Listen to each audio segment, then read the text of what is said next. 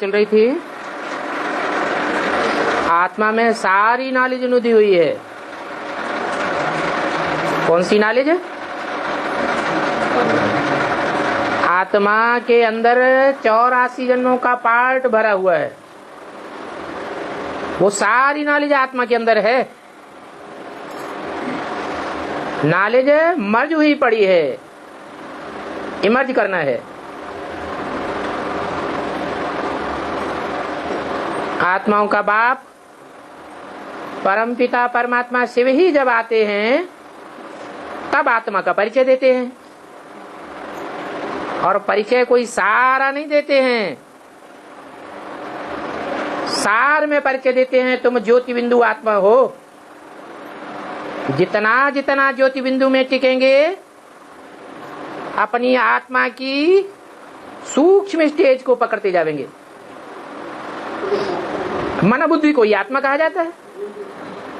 मन बुद्धि जितना सूक्ष्म स्टेज में टिकेगी उतना ज्ञान की गहराइयों में जाएगी, और अनेक जन्मों का मनन चिंतन मंथन स्वतः ही आत्मा में खुलता जाएगा।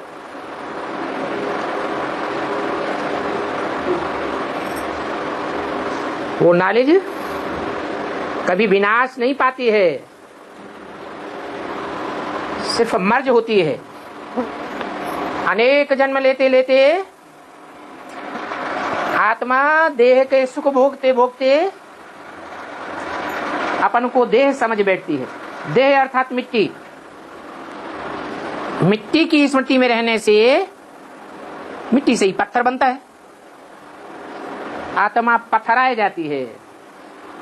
मनन चिंतन मंथन आत्मिक स्टेज में नहीं चलता।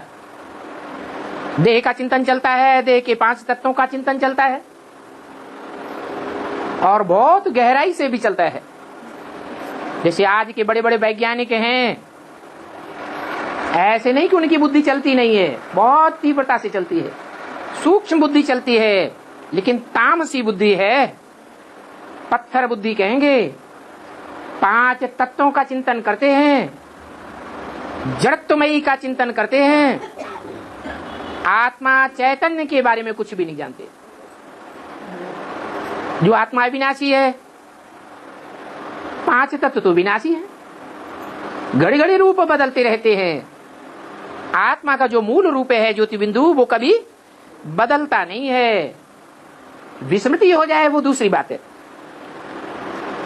तो देखो, आत्मा इस ड्रामा रूपी रंगमंच पर जो पार्ट बजाती है वो अनादि विनाशी है।